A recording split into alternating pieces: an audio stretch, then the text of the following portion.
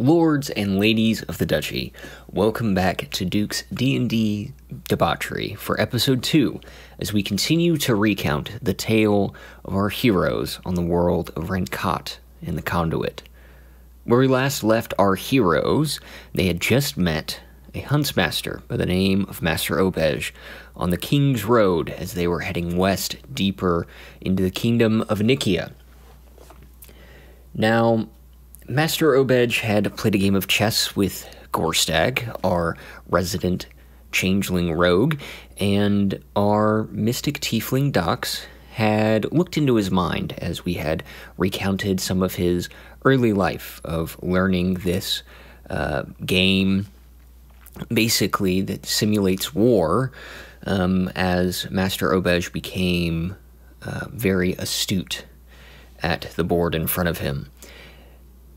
Then, after everyone had gone to bed, Dox ends up with a dream where she ends up in this field, bathed in twilight, and there's a stone table, 49 by 49 squared board, in front of her, carved into the stone table with all of the pieces of members of her party, as well as a piece for herself carved, and an individual in a gray cloak with multicolored scaled hands and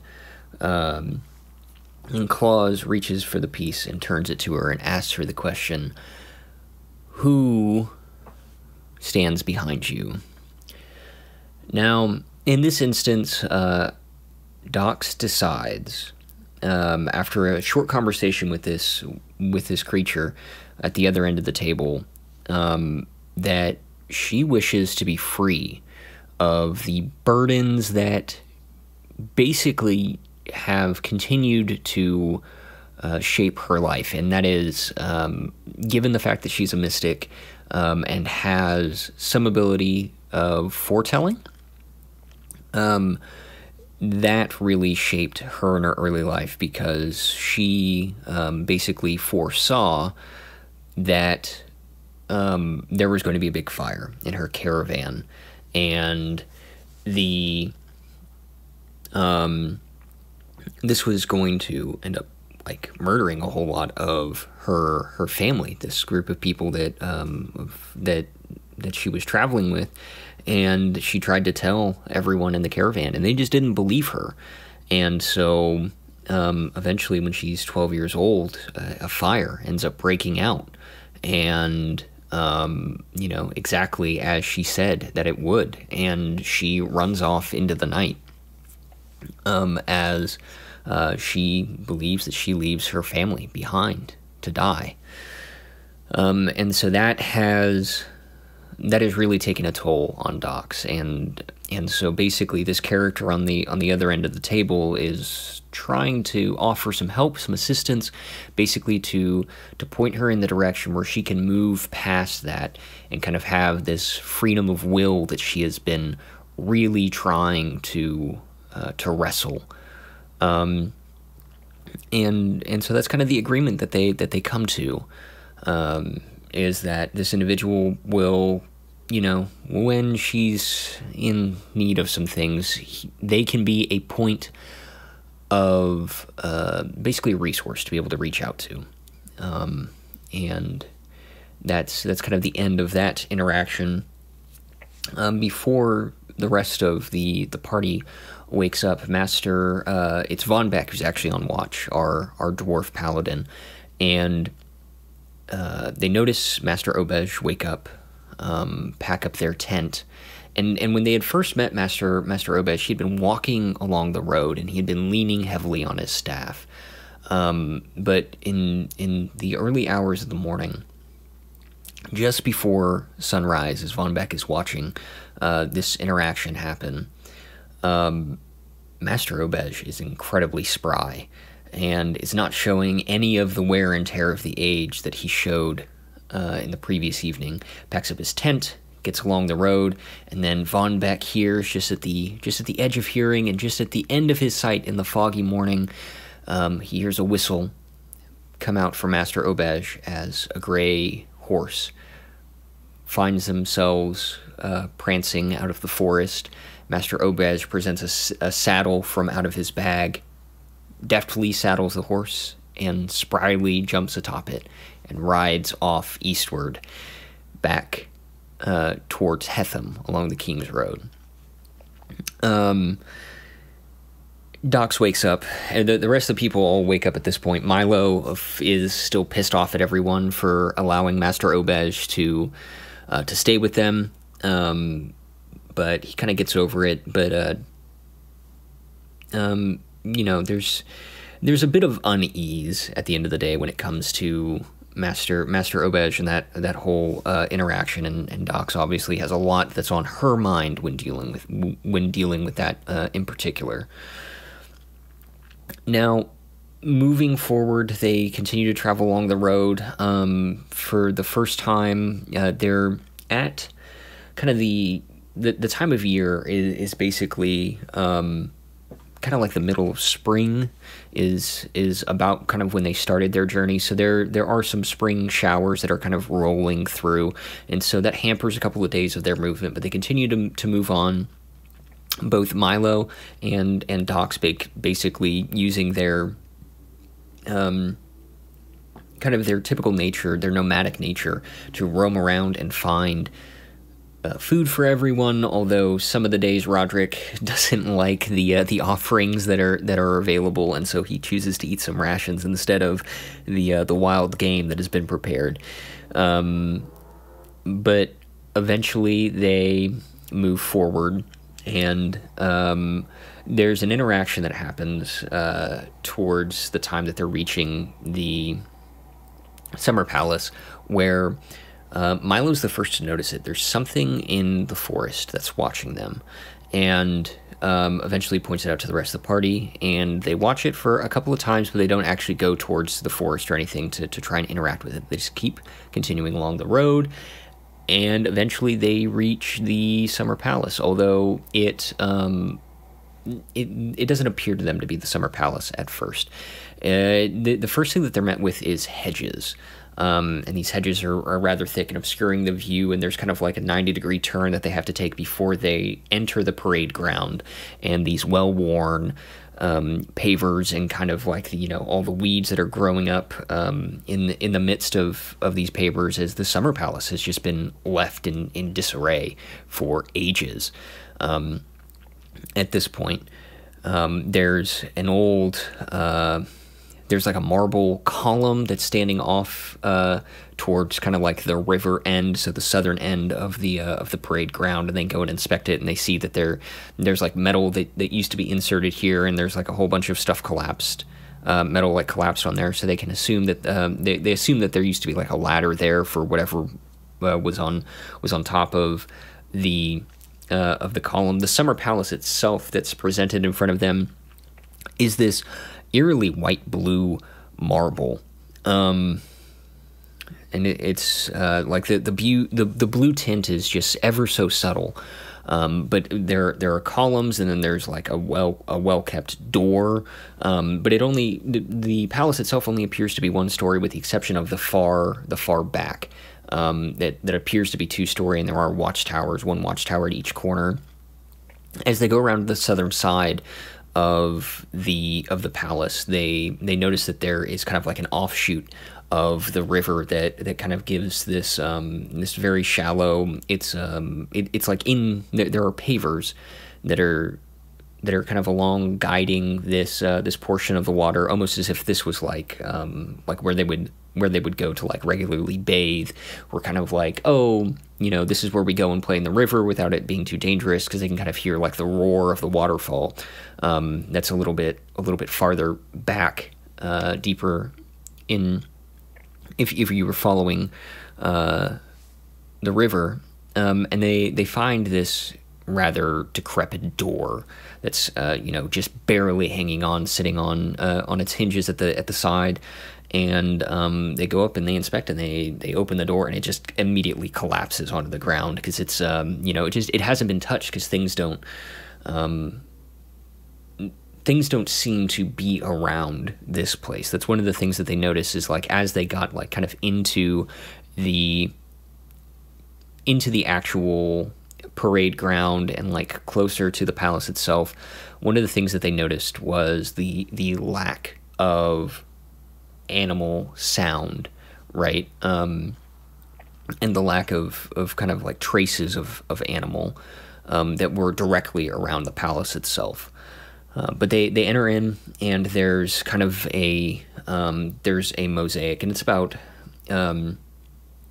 it is the Summer Palace itself is long, right? So it's like if the front of the palace is on the eastern faces east, and the back end is all the way at the west. It's about a quarter mile long, and it's a pretty good distance across, 300 or 400 feet across, and they enter this kind of like first pavilion or whatever, and there's like a mosaic that's along the ground in the tile that kind of tells the tale a little bit about the start of the War of Unification that Hethmanikia goes through, and they kind of like get that sense of feeling back in like what they've read and understand about the history of the kingdom, right? They're kind of able to piece that together, but to their left, as they're trying to go deeper into the palace itself, it's just this massive hedge maze that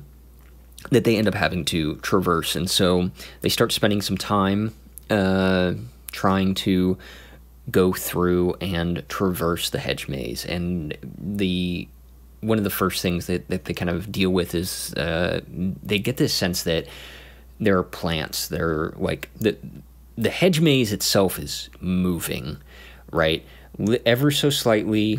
The pavers are just a little bit off. Every once in a while, they have to dodge a couple of traps, but they also get the feeling that there's kind of like they're being watched.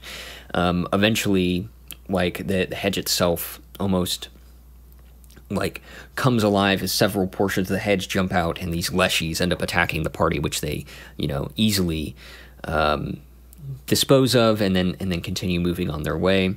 About halfway through the hedge maze, basically they come to this pond that's in the center, and this is basically like the most open area of the hedge maze that they've been able to see in their time, and it's about midday at this point.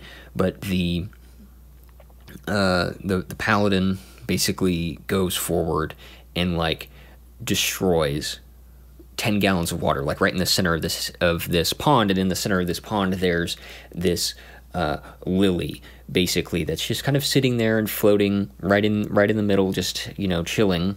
And he destroys the 10 gallons of water that are right around it. And this wasn't just a lily plant. There was some more going on. So I forget the particular creature stat block that I used, but it basically attempts to put Von Beck to sleep, and he's right at the edge of the water, because it's like a 30-foot radius, 60-foot diameter pond, and so he's like right on the edge of his spell, and he almost gets put to sleep and almost falls in. And as the rest of the party kind of like looks around, they realize that this lily that's sitting in the center actually has all of their vines and everything that creep all the way out to the edge of the pond. But they decide to, okay, we're just going to leave this alone. We're going to keep moving on, and everything is going to be okay. And so they continue to move forward. I was having them make basically one of the Roderick actually is trained in cartography, and so I did make a couple of skill checks along the way that he was able to basically aptly form a map and kind of keep them going in roughly the right direction. Although one of the things that they did notice is that anytime that they would try and backtrack the quote unquote the wrong way, that way would be shut off. So the hedge maze itself was kind of like, okay, how long is this going to take you? But also, I'm not going to necessarily allow you to indefinitely kind of wander around in here. Eventually, they come to what appears to be the very end of the the very end of the hedge maze, and there are two statues, both with they're both about 10 feet tall stone statues that are sitting on like 3-foot footers, and they both have rather large spears, and the Von Beck, our dwarven paladin, starts to just walk forward, and the statues animate, and we have our next bout of combat as Von Beck gets really, really beat up by these statues, and they struggle a little bit to get through these statues, but eventually the statues do finally fall, and our party takes their first long rest inside the Summer Palace. And that was kind of an interesting combat, because I didn't realize it at the time, because I started this party at level 3, and I kind of have them at this point in the campaign, and I discussed this kind of when I started, was that we were going to keep this, I was going to keep them kind of on a pretty narrow railroad for the early portion. So like this whole thing about like talking to Dawn, go to the Summer Palace, find this thing, find the ring that you're supposed to find. A lot of that was kind of specifically, it wasn't necessarily like known specifically what was going to happen, but they understood that I was trying to keep them kind of on a narrower rail, and try and keep them pointed in the right direction, just for narrative's sake. So that was a discussion that happened early on. But there, so in this whole kind of railroad that we're on, and now that we're in the palace, and everything, it for me, coming from like a DM perspective, I felt like for the most part I had hit everything that I had wanted to hit, with the exception of them not investigating whatever that thing was that was following them along the edge of the woods. But other than that, they'd hit most of the things that I had wanted them to hit, and the combat was basically like at the level that I wanted the combat to be, with the exception of these statues.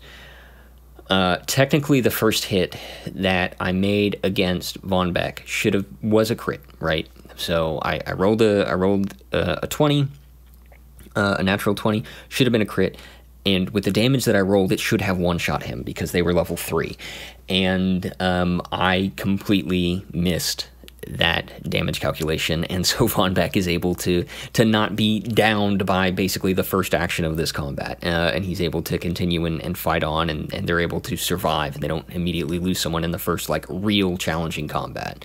So that was like technically a mistake on my end, but I'm happy that it rolled out it literally rolled out the way that it did, for me missing that damage calculation. I think it would have been very, very rough for them to have continued on without having the paladin there to kind of be that additional health tank along with the fighter. So just kind of a point of observation from me in that combat, and recognizing as a DM, it's like, okay, like I paid much better attention for the combats that I laid out moving forward. It's like, okay, can any of these things literally one-shot these characters right now?